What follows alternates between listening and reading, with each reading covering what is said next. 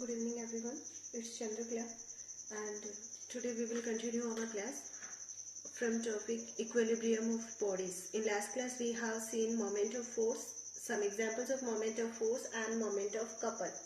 And now our next topic is equilibrium of body.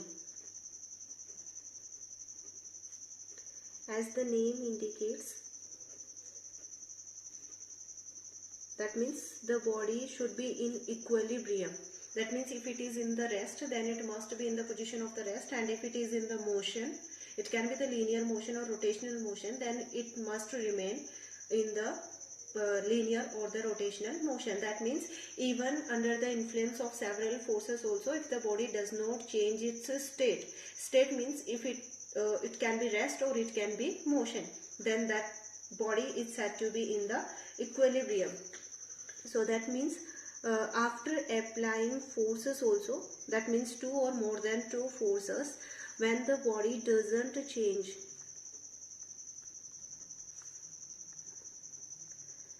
its state, and then state can be in rest or motion. If it is in rest, then it must be in rest, and if it is motion, then it must be in motion. Then that body is said to be in equilibrium. Now next topic is kinds of equilibrium. Here two kinds of equilibrium are given. First one, static equilibrium, and second is dynamic. Already we are getting its definition from its name itself. The first one is static equilibrium. That means if the body remains in the state of rest even under the influence of several forces. That means initially also the body was at rest, and now also the body is at rest. That is known as a static. Static means stationary or rest. So static equilibrium means after applying several forces also, if the body remains in the state of rest or if the body remains stationary, then that is known as a static equilibrium. Okay, for example, if this is a body and if we are applying a force of 5 Newton in this direction, and if we are applying a force of 5 Newton in this direction, now we know that the body will not move, it will remain in the state of rest because both the forces are equal and opposite. They have equal magnitude and they are opposite in direction, so they will cancel out each other. Similarly, if one force is applied in this direction and same amount of force is applied in this direction, then also the body will not move. Similarly, if equal forces are applied like this, then also the body will not move. That means under the influence of several forces also, if the body remains in the rest, that is known as a static equilibrium. And the second one is dynamic equilibrium. That means if the body is in a state of motion and if it remains in the state of motion even after applying several forces, that is known as dynamic equilibrium.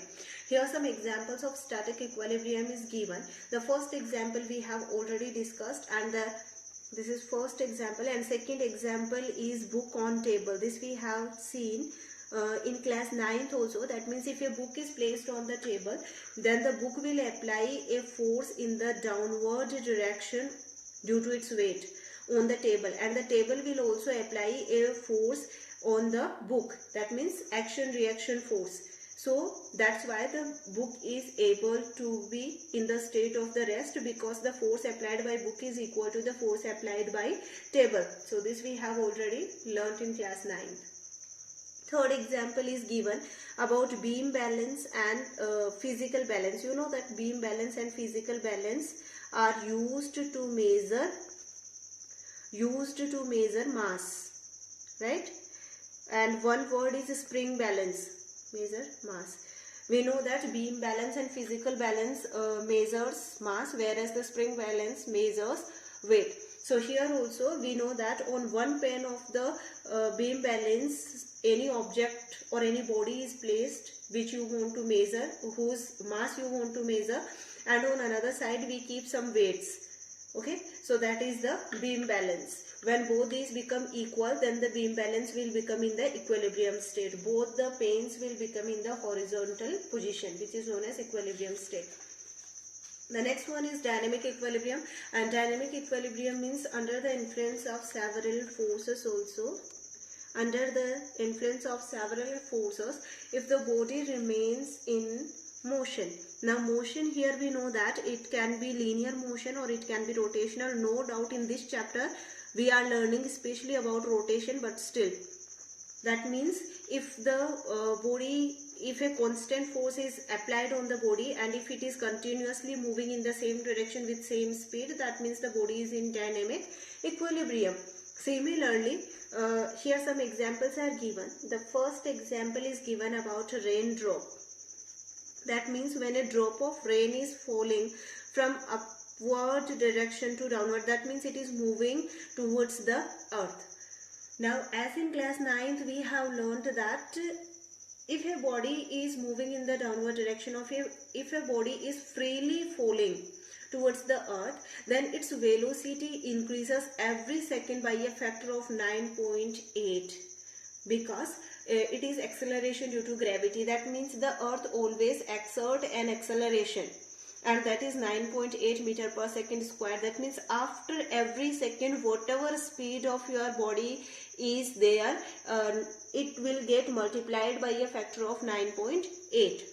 So that means continuously the velocity should increase, right? After 1 second, if it at a particular second if it is this much, then after 2 seconds it should be this much, or after 3 seconds. That means the velocity is continuously increasing, and that's why the body is getting accelerated. That's why we said acceleration due to gravity. But when a raindrop falls freely on the earth's surface, it moves with a constant velocity. Constant velocity means here acceleration is 0. Why? Because this extra factor which is increasing due to acceleration due to gravity, that is balanced by the buoyant force or friction force of air. About this we have learnt in class 9th in detail.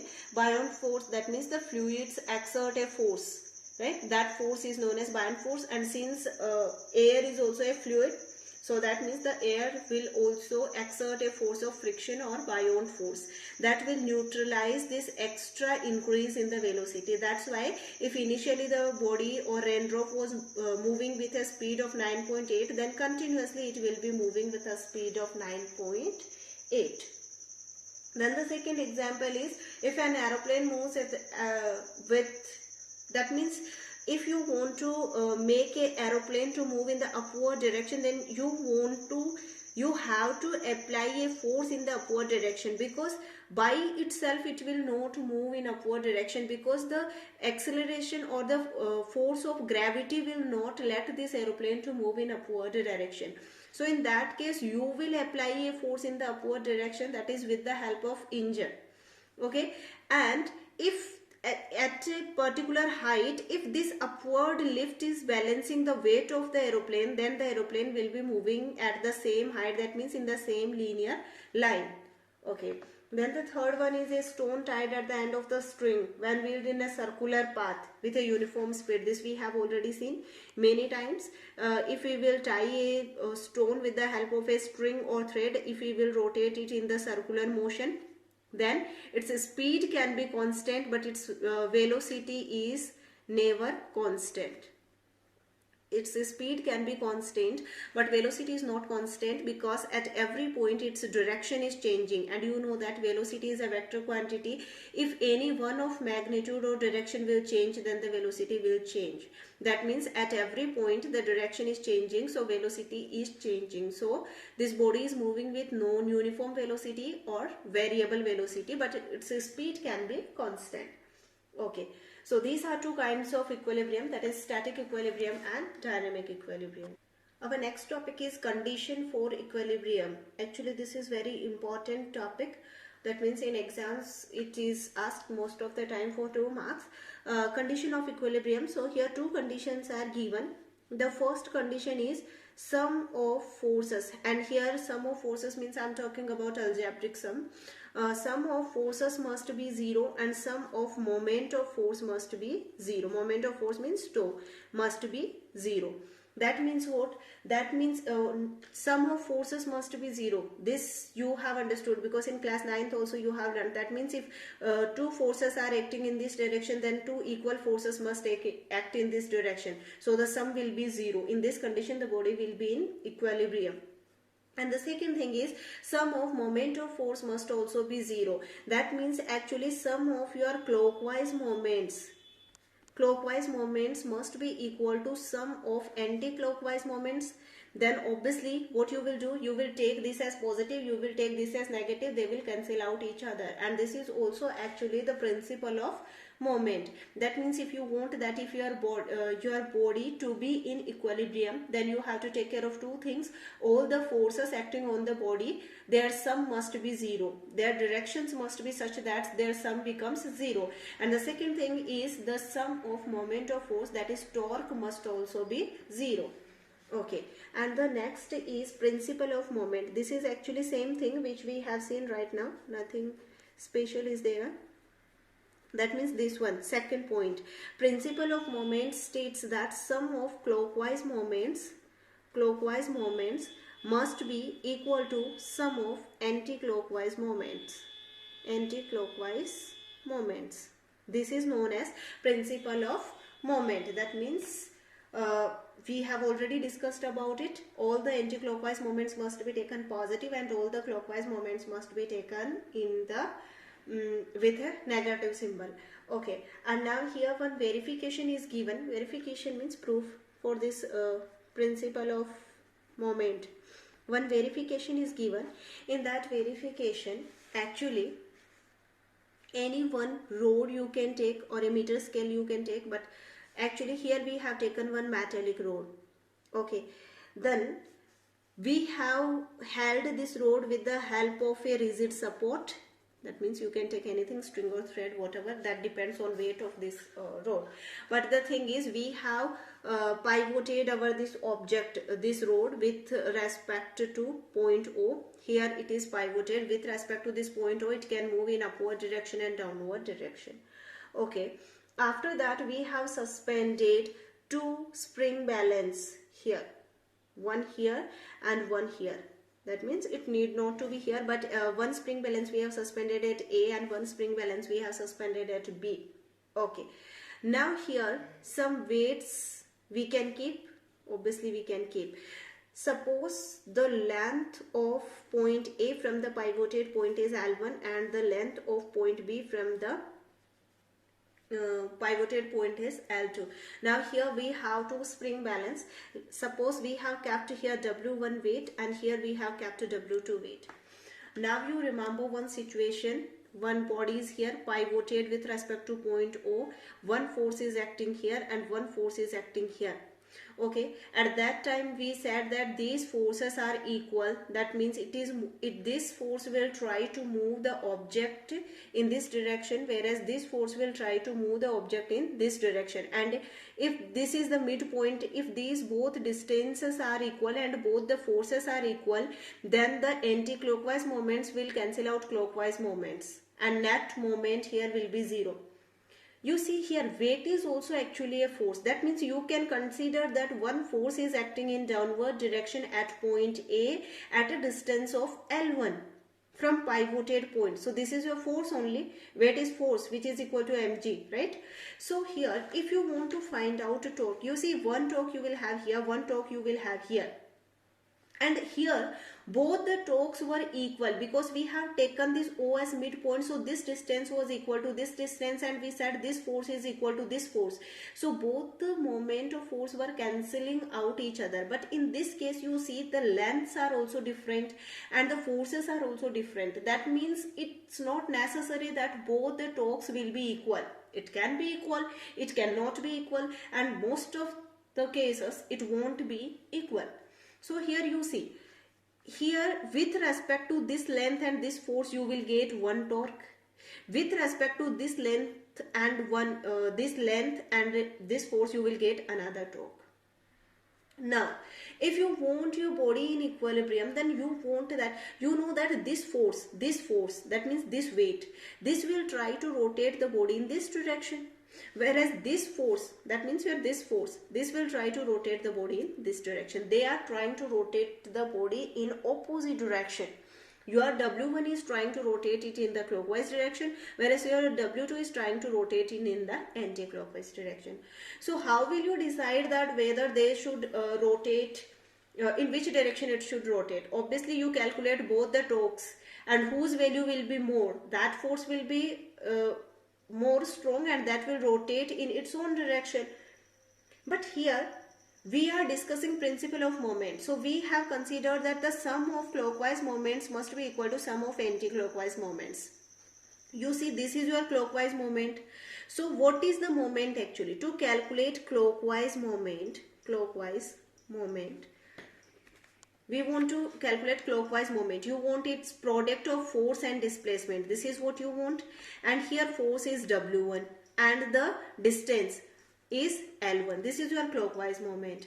Now you want anti-clockwise moment. So actually your second force, this W2 is trying to rotate it in anti-clockwise direction. So here you see this force into distance. Force is W2 and distance is L2. Now as your principle of moment indicates, sum of clockwise moments must be equal to sum of anti-clockwise moments. Therefore clockwise moments equal to anti-clockwise moments. And from there you will say that W1 L1 is equal to W2 L2, and this is actually the principle of moment. Now you see here, what important thing we have to consider is that if here your forces are not equal, then here this length, you can still take your body in equilibrium if you will change the length. This initially also I have given examples regarding this, and now again I can explain you. You see here, if your force is 5 Newton and here your length is 2 suppose, and here your force is suppose what you want 2, suppose your force is 2 Newton. Now you see here the clockwise moment cost will be actually 10 Newton into meter, right? So if you want this also 10 Newton into meter, here force is already given, that is 2 Newton. So you cannot vary this force, but still this one option length is with you. You can suspend it here, you can suspend it here, you can suspend it here. That means you can change the length. So ultimately if you want 10 Newton and if this value is fixed, then you change the value of the length. And obviously if you want here 10, then you need to keep it 5.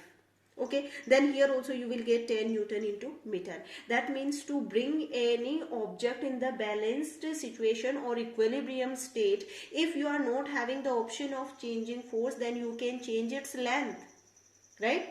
By changing the length, that means the distance of suspension, you can change the value of the magnitude of torque, and this concept you will need to use in the numericals. Rest of the things we will see in next class. Thank you.